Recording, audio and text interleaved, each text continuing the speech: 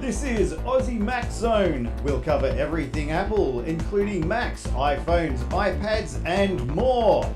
All this from an Aussie perspective. Sit back, relax, and insert yourself into the zone. The Aussie Mac Zone. Hi everybody, welcome to show 276 Aussie Mac Zone. This week we have Zarn. How are you, buddy? I'm fantastic, Michael. How are you? Very, very good. Thank you, mate. Very good. So we are brought to you this week again by IT Help to You and Aussie Tech Heads Podcasting. So we'll start our Aussie Apple ramblings this week. So again, Apple shares new videos in iPhone Tips series covering Wallet, Face ID, live photos, Apple Support app, and more. Mac Rumors reports Apple Saturday shared several new videos that are part of its ongoing iPhone Tips series called iPhone Can Do What? That was launched earlier this week. Now, the new videos cover getting help on Apple products, using the Apple Support app, unlocking the phone with Face ID, accessing boarding passes in the Wallet app, and choosing a new keyframe in a live photo. That's where you just want to change that photo that you can see all the time to remind you of the situation. Yep. Now, there's also a video highlighting the fact that Apple's iPhones are water resistant, which pertains to the iPhone 7 and later. So don't try that on your iPhone 6 Plus or whatever. Oops. So I tried it on my iPhone 6 Plus. You did, didn't you? I did. I don't have an iPhone 6 Plus anymore. Now,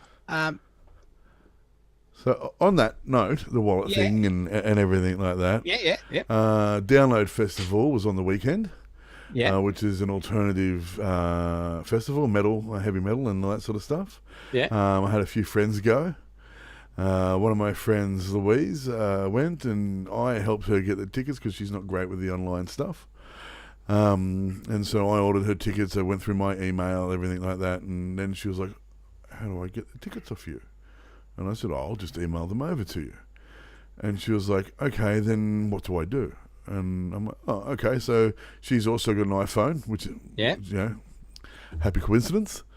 We went through. I forwarded her the email. Went in there. It has a mobile, like the ticket, because it's from Ticketmaster. It has a mobile option. We went into the mobile option, forwarded them to her Apple Wallet, and bingo bango, she had 2 tickets in her Apple Wallet, and she just had to go to the concert or the festival. Open her Apple Wallet, and there they were, the 2 passes. They scanned the phone, everything in. Had a great day. Bang, done. It was so easy. I'm very confused because it's called a download festival. Why don't you just download it? Well, it's all the music you want to download. You get to see it live. Okay. I was confused there. So. Now, further to last week's story, SpaceX's Crew Dragon spacecraft has returned home safely from its time at the International Space Station. Excellent. As soon as those parachutes opened, all the support crew were cheering and carrying on and were wrapped. And it landed quite well. So congratulations to NASA and SpaceX. Yes, congratulations to SpaceX. Congratulations to NASA, just for being NASA, because they're rad. Yes, they are.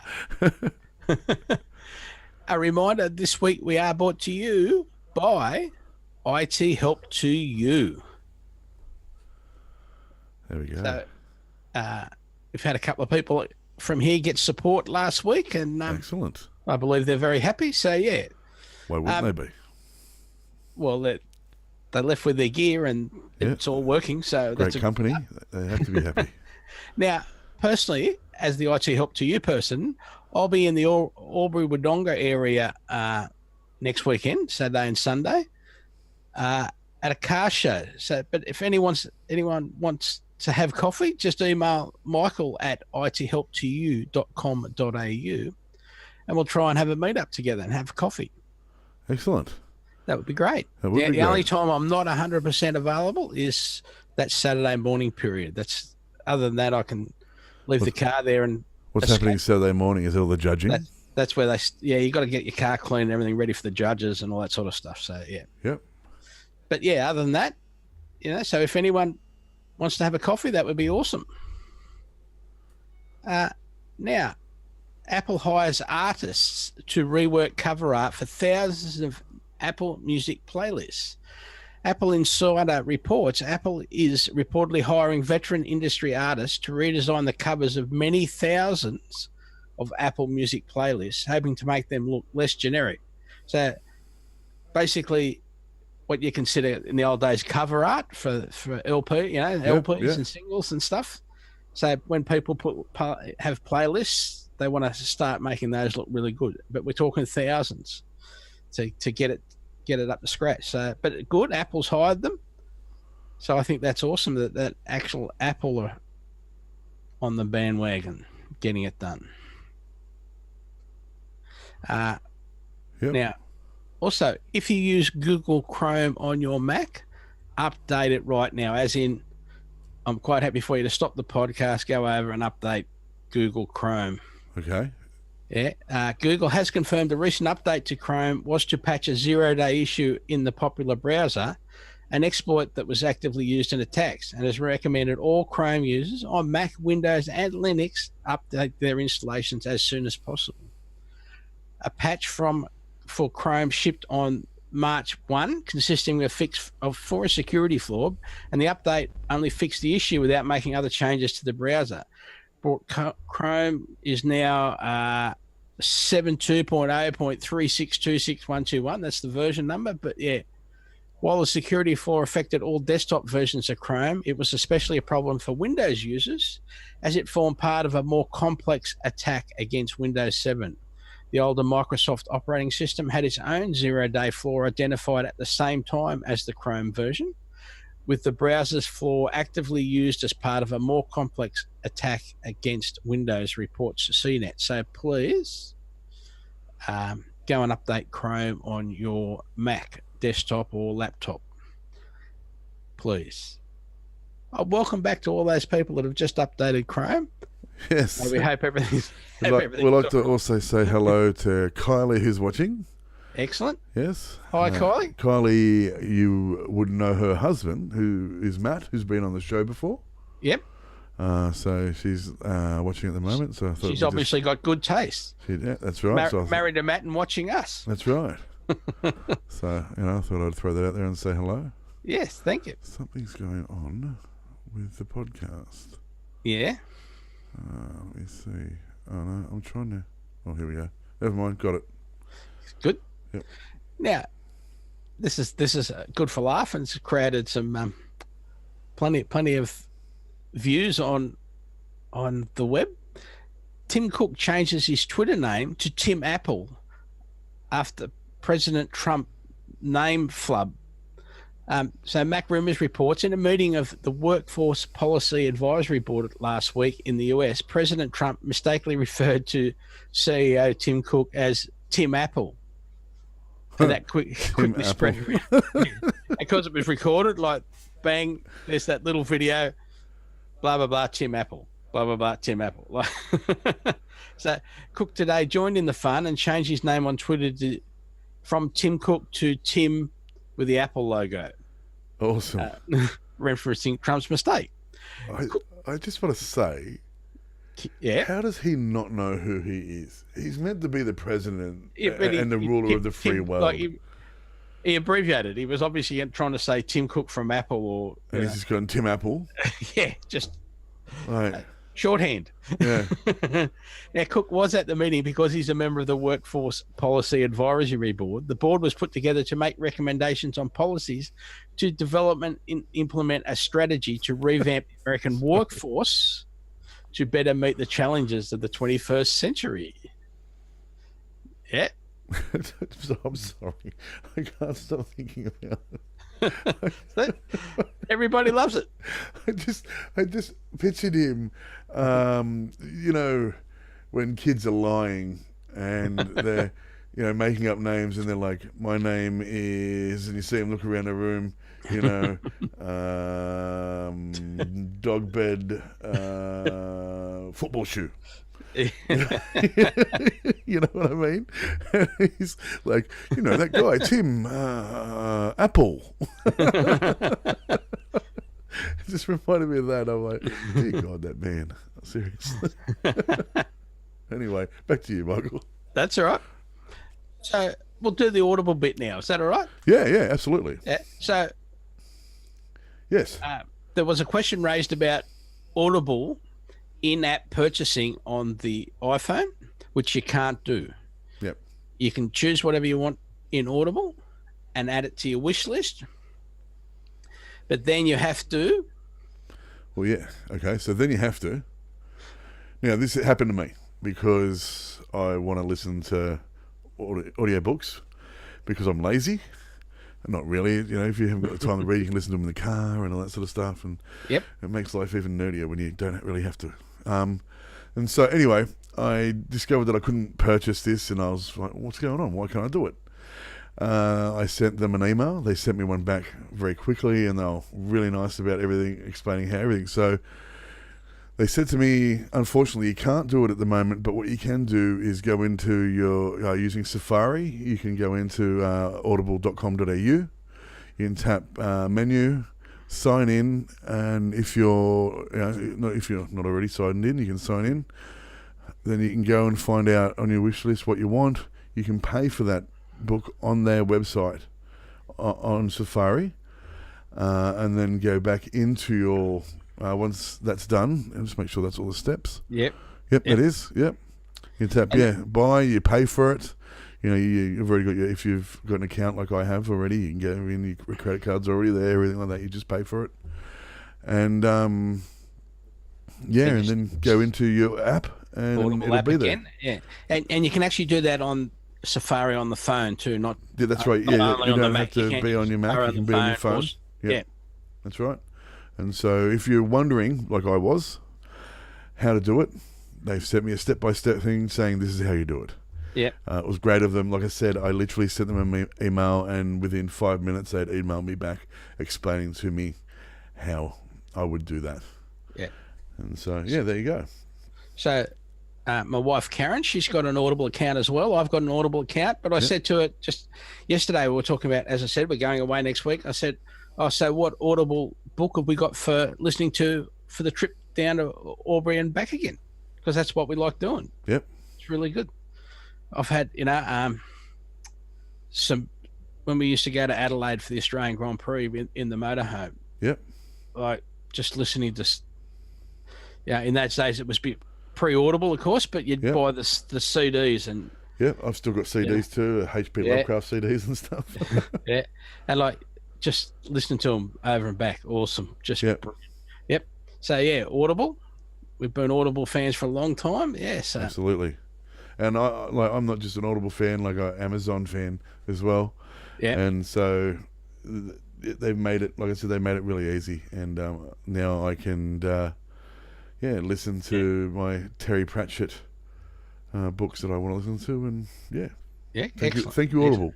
And we're not sponsored. No, we're just we're just saying how good they are. That's right. But that's because Amazon own Audible. That's why that's a reference to Amazon there. And also, the reason that there is no in-app purchasing is because of the Apple requiring a percentage. Yep. Whether that be 30%, 15%, whatever it happens to be. Audible don't want to pay it or can't afford to pay it on in that process. That's right, because Amazon's a tiny little company and they just don't have the money. So now Apple will start manufacturing augmented reality headset in Q4 2019 through to Q2 2020 and relies on iPhone for rendering and connectivity. Now, 9 to 5 Mac informs us, Apple talks about augmented reality at any opportunity it gets, but so far its fierce ambition has only materialised to consumers as ARKit apps on the phone and iPad, and it has been reported that Apple is developing AR glasses / headset product. Now today, this was Saturday, I think, or Sunday, Ming-Chi Kuo reported that Apple's first augmented reality product will go into mass production as soon as the fourth quarter of the year, but hedges the time frame slightly and says it might be going to the second quarter of 2020. Now, Kuo says the Apple's first generation of AR glasses will be heavily dependent on the iPhone, and the analysis says that AR glasses will essentially act as a display only, with the actual computing, rendering, internet connectivity, and location services coming from the phone in the user's pocket. Now, it is assumed that the pairing will work wirelessly like Apple Watch, but the report does not state that explicitly. Now, depending on the iPhone, would enable Apple to create an AR headset that is much lighter and more comfortable to wear than trying to build everything into the unit, i.e. the Oculus Go. However, it also raises obvious questions like how much battery life on your iPhone will need to be sacrificed to drive the AR experience on your face. Even with the phone for a brain, Apple still has to design a lot of technology into the glasses, like the display and companion depth sensors. So that's something we got to look forward to. Excellent. That's really cool. Yeah. I love this augmented reality stuff, so that's really cool. Yep. Yeah, something very much to look forward to. Absolutely. Have you tried any of the headsets? Yeah, I've tried the Oculus one. That's the only one I've tried. Yeah, very cool. Yeah, so at Liverpool Westfields, they've got the little egg type seats, and you sit in, and they do all the movements and stuff. And I don't know why I'm doing this for the camera, and but they do that, and you get the glasses, and you go on roller coasters and things like that. It's great. It's really good fun. Yeah, cool. Those little egg seats are tricky, aren't they? Yeah, especially for me. I'm like 6'3", and 110, 115 kilos. I don't really fit in them, so but they're still fun. You're not meant to hatch them. Yeah. No. Now, this week we are brought to you by Aussie Tech Heads Podcasting. As we've said before, if you're thinking about making a podcast, or you already have a podcast and you want it on the Aussie Tech Radio, just contact Glenn. We're happy to help you. Contact me. We're happy to help anywhere along the line. Get your podcast up there. And yeah, Aussie Tech Radio, just listen to 24/7, all those little podcasts. Excellent. Yes. So how long have you been with ATH now, Michael? How long have you been doing the podcast for? Close to 5 years, I think. Yeah. So yeah, I've been here for a while now too. That's right. Bad luck. I could think of worse places to be. Like at home with my wife and children. No, I'm joking. I love that. I'm saying that because they're probably watching. So what else have I got? That's all I've got, I think. Yeah. Yeah. What have I got? Talked about the download tickets and stuff, and Audible. If I spoke too fast about the Audible how-to and you want to know how to do it, we'll stick it in the show notes. Yeah, we'll stick it in the show notes. If you want a how-to video, let us know and we'll try to do something. I'm happy to, sort of spend a little bit of time and do a how-to walkthrough if it's need be. Excellent. Other than that, I don't have anything. So, now I'm just changing the number there. So,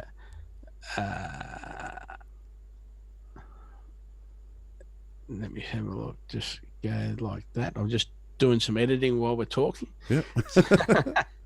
So, don't forget, you get your show notes each week on your show upload. The link being AussieMaxZone.com.au/Aussie-Mac-episode-276 / in this case. And you'll go there and you can see the last 5 weeks' shows and their notes. Just clickable. Don't forget, you can search for Spotify. Search for Aussie Mac Zone on Spotify. We're in Apple News. But thanks to our sponsors, this week being Aussie Tech Heads Podcasting and Aussie Tech Radio. But most importantly, our supporters, you, our listeners. Over to you, Zarn. Thanks, everyone. Like Michael said, remember, apple a day keeps the androids away. See you guys.